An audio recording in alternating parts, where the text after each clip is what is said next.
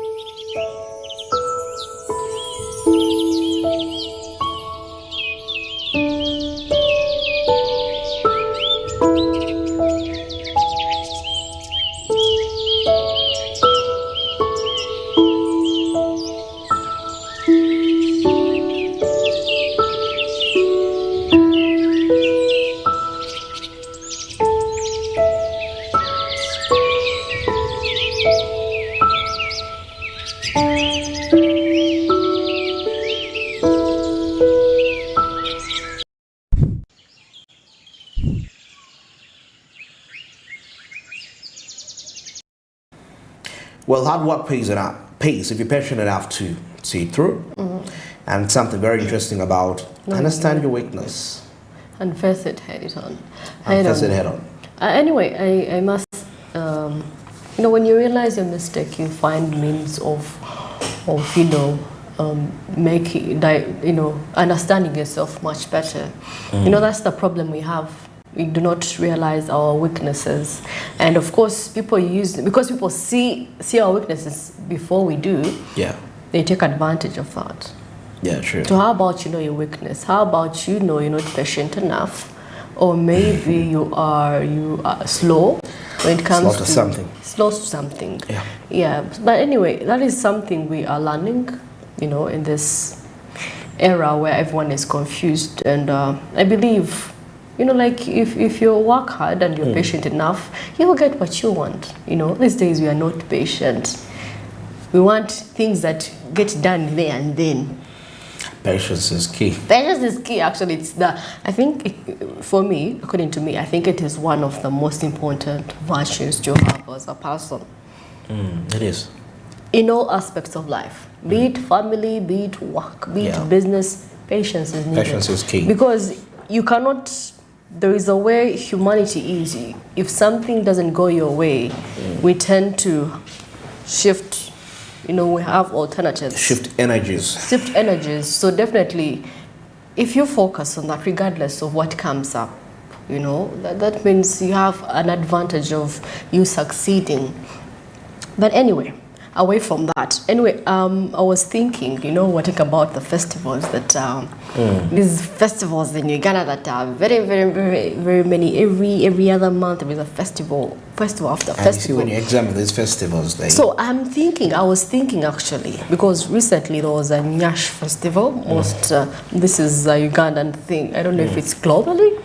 Nyash is everywhere. It's the word, of course, it's famous, but so the festival was... it was there over the weekend, Yeah. and people were posting, and I'm like, is this where we are spending our money? I mean... on the name of fun? Exactly, that's what I was trying to tell you, that these festivals are held, and you see outside there are people that are dying in hospitals. Recently I saw a clip of Uganda Railway, and the people were evacuated, and when I saw what was being put there, somebody took a video on TikTok and was zooming, and you could see that the materials that were put there are already even old. They already have cracks in them, and they're like, well, people are holding festivals, but these are things that are happening, but nobody's here to talk about them. And by the way, fuel is now at 5,180. But no one has talked about it yet. It's not a big concern, but somehow a festival is a big issue. Somebody said that they will understand that actually such things mean a lot to us is the day you will wake up and the liter of fuel is 10,000. That's when people start to focus attention to things that matter in the country. These battles which happen, I hear Nokia and iPhone. You look into things and you're like, oh my goodness, how is this a big issue? I did know people were there that day. People had to hold some of their businesses just to see that battle. Imagine. You lose that money just because... It's okay. Come on, people. Because, first of all, ask yourself, what is this event adding to me? Nothing. Yeah. You see, nations which have established... Because Uganda, where we are right now, we have not reached that level yet of being... Okay, if the Nyash Festival was in the US, I would understand. These people have made it. There's nothing special they're adding to it. Okay, of course, I'm not saying they settle for less. I wouldn't mind. But it's like you're earning a salary of 150,000, but you want to sleep in a house of 500,000. Yeah. Now that's the state where Uganda is. Yeah, facts. These are facts. You're earning 200, but you're thinking of an apartment of 700. It's what you want to. Actually, I must say that's the mentality we have in Uganda. Someone is earning 500,000, but you're in a house of $1 million, and you're wondering, where do they get that extra cash? Where is that extra cash coming in from? Where, transport? How are they eating? Why do we want to put ourselves on a standard we're not yet? Now, you see, such festivals will happen, and you see, Ugandans will spend lots of money. But someone can ask you, when could we ever hold events that are meant to help people raise capital to do businesses? Elon Musk talked about baby showers, and it's like, why don't we have financial showers? You come, you have your business idea, we surprise you, people. Okay, why don't we also have events to raise capital for people to do businesses? But people can invest money to go and watch a festival just to showing a structure of a human being. Honestly, let's be serious. Let's not get emotional about these things because I'm a Ugandan, you're Ugandan out there. We know the issues that really affect us. The rate at which income inequality is happening in this country is quite very alarming. There's a huge gap between the rich and the poor. There is no. It's actually hard to find even a class in Uganda. Those that have, those that are broke, well, they are broke. But how do we fight that? You see, when you sleep in a house of 200,000, and if you earn 100 and you want to sleep in a house of 300,000, what does it mean? That means you're going to find yourself borrowing money to sustain that lifestyle. But later on, it's going to catch up with you because you won't be able to. Before you know it, you'll lose the house. Even the house of 100, you'll lose.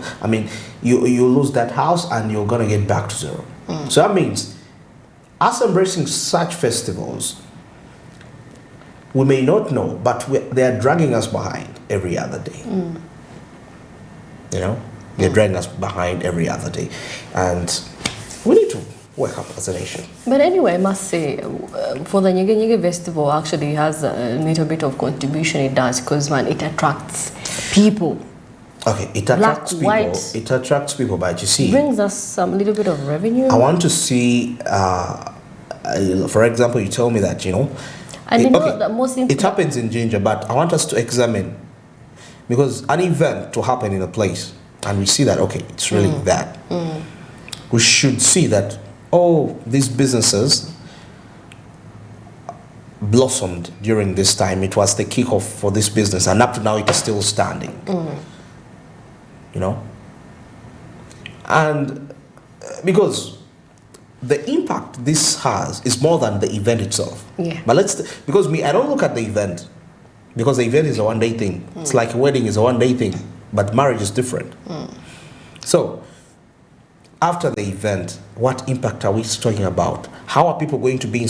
How will I leave the Nyege Nyege festival and go back and feel inspired to start a business? That's what we call impact of an event. Yeah. It's even me right now. I can live and I'm like, okay, let me go and sell my things and I'll make money for that day. But does it mean Nyege Nyege festival is going to be there every day? But what am I going to learn from Nyege Nyege that is going to be a business idea? That's the concept of a country to develop. All right, I don't know what you think about that, but definitely you can hit us up on our Twitter handle, Spark24 TV Twitter, and such conversations. And you can comment in the section and tell us what you think about such circumstances.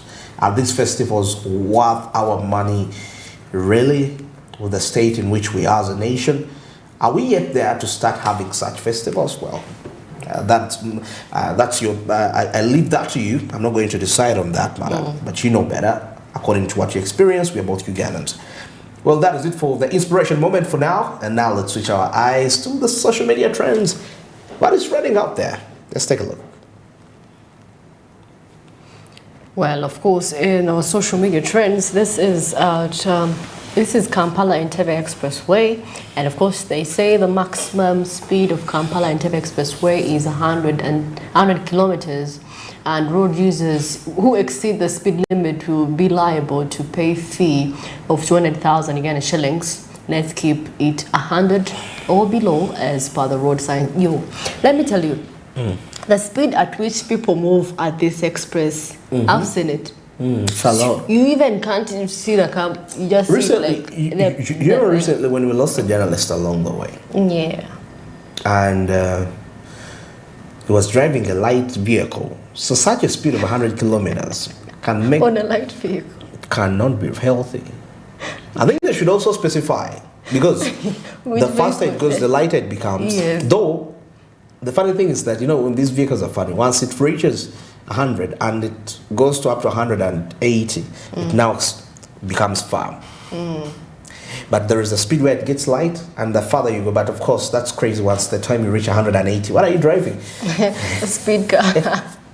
Well, this is at Mia Otim, and he says 200,000 road accidents reported in this year, and the police operation has begun to bite so as to reduce traffic accidents.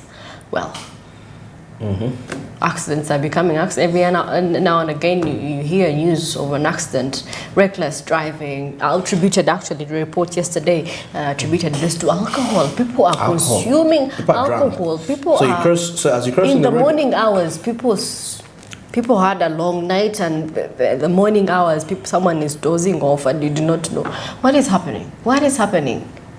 They're high. They are high. I know they are high, but come on, get a border. That's the easiest means of transport these days. Now, this is at UNRA UG, and an express penalty is at 200,000. Of 200,000 has been imposed on a traffic offender captured on camera driving at a speed of 120 kilometers per hour along Kampala Entebbe Expressway. The speed limit is on the expressway. The speed limit is 100 kilometers per hour. And mostly in like maybe at around 2 to where the vehicles are less, when the speed at which they are running, where are you rushing to? Now this is a same paper, and it says 20 kilometers maximum allowable speed as you approach the toll gates. Then 100 kilometers limit while driving on the expressway. Then 40 kilometers is exit the expressway. That is when you're getting into the city and all. And take note of these signs along. But And according let me tell you the funny part about Uganda. No one ever, if you had to ask any driver what those signs mean, majority can't do interpret not them. know. Honestly, that is What true. happened to driving school? I thought that is where we were supposed to learn the signs. Let them go and play video games. There's a video game called Driving School. It teaches you signs. Yeah. Nobody knows. It can teach them some signs on the road. And you see, when you're playing this game and you don't obey the signs, they tell you you've lost marks and you can't continue playing. Well, it's just a challenge. This is also a children, and it says, please be informed the enforcement or targeting the traffic offenders starting soon on Kampala Entebbe Expressway, also called Fika Salama Extra. Police Uganda is set to utilize its ICT infrastructure to facilitate this exercise. How long will it go on? You know, it takes, the starting months. Of course, there is fine in the starting months, oh. but as you keep on People are moving, relaxed a bit. And realize if you've been in, maybe if you use public means, a taxi comes in at a very high speed. When it reaches when it sees like it's a little bit, almost the toll free. toll free, yeah. Oh, the distance. The speed reduces. After that, you're back on the road running. You feel like you're lightweight in the taxi. That is true. Now this is Stephen S. Musoke, and he says if only UNRA Pro pushed the same energy he is spending on Fika Salama Extra with getting some basic road works done, even Kampala would be a way better place. What do you really, what is there to do since the focus is being seen in the media rather than doing the work that really matters? Yeah. Well, Priority. That's what we're saying. Why are we prioritizing as a nation, Uganda? Away from even the nation step, the leaders, the takers, we as the citizens, what is our priority? yeah. Do we think in terms of we, or do we think in terms of a nation? You know, it's easier to say you go on media, you call upon journalists and you're addressing them. Well, it's effective tomorrow. We are starting off. Yeah. I feel like we as journalists should be following up these things. I know that we are following up. And the story, when the story comes out the wrong way, then they are against us. Yeah. But that's the truth. That's the truth. We were there when you were commissioning and starting off. With time, we investigated. We wanted to know what's going on. And if the results are negative, why not give the people the very report that is The actual report that is on ground. Well, this is Patriotism. Alan Sempebwa, and he says first day of the exercise is scoring some milestones. Offenders are educated or reminded on traffic rules along the Kampala Entebbe Highway. A number of them going away with express penalty tickets for offense that is avoidable speeding. All right. Well, Still on our trains in here, seeing what is happening, making headlines out there. well, this is Sudil Yarhanga, a journalist, and he says rolly trucks allowed. Yeah. All right, interesting. And now, for this point in time, as we sum this up, let's get into our other updates, and of course, in regards to the digital number plates. As police was asked here to designate from commemorating with the Russian company that is there on the digital number plate project. And now, of course, reports of hacking the security system came through and came out from the police. Now, this is something from General Kahindo Tafire, Minister of Internal Affairs, and we have Honorable, that is Remolukia Ibanda, that is an MP in Toroko District, and Honorable Kahindo Tafure, Minister of Internal Affairs, of course, as we head into this discussion. Honorable Minister, our senior, I'm a bit disturbed by the fact that these people that you do not know, and you got a report from police that they wanted to hack into our system and you said disengage. What are they still doing at our police headquarters? What are they still doing? I'm coming, Honorable Minister, maybe you'll come and answer my questions. Because when you go to Naguru, Honorable Minister, maybe you get time, you go there. Maybe there is a case of indiscipline with some of police officers. If you say disengage, if personally you go to the police headquarters, you would clearly see those people are in charge of everything. Then my question is, if these are the people that we do not know well, their company, what are they still doing? When we went to Chikandwa, Honorable Minister, they can't be in charge of everything. They can't be in charge of monitoring because they are supposed to operate digitized number plates. And as far as I'm concerned, there are no digitized number plates in service. So what are they in charge of? Except you want to say they are playing hooky with the police. That's why I'm saying, Honorable Minister. That one is internal to, I'll bring everybody to discipline. This even went to Chikandwa. When we met here at a car bond, there's that gentleman told us, I think it's Honorable Kibale that asked the question, even you, the man said he had seen the number plates. Remember? Then you asked him, which type of number plate did you see? The man confessed that he had seen. But when we went to Chikandwa, there was nothing. There was nothing at all. It means, Honorable Minister, this is not something that we can take lightly as a committee. It's something that, because even the people who went to do due diligence chair, we should interact with them. What I can confirm, that they did not even go to Russia. There's nothing in Russia. So what I want to ask the committee, for us to save this country, to save taxpayers' money, to save our government, we should never accept such a scheme, a project that is going on to really put this country down. I want to thank you. The cost. I'm unhappy about the cost. But unfortunately, I'm the one who determines the cost. I have heard about the cost in the press. Nobody has brought it to my attention to address. So my role in that aspect is limited. As for the manufacturing, like I've said before, I advised the president. I wrote to the president and suggested what you are saying. I highly doubt whether the president ever saw my letter. I suspect he has not seen the letter because the president, I know, would have written back or would have called me for a conversation. I'll bring it to his attention now that you've mentioned it. When I see him, I'll bring it to his attention and say there is this issue. Everything else is hearsay. Like you see it in the press, that's how I see it in the press. That's the limit of our engagement. That the Russians are hacking into our system is what the police reported to me. They said these fellows came with computers and they wanted to enter our system and there was resistance from the police. That's what the police told me in writing. If you want, I can share that with you. Please.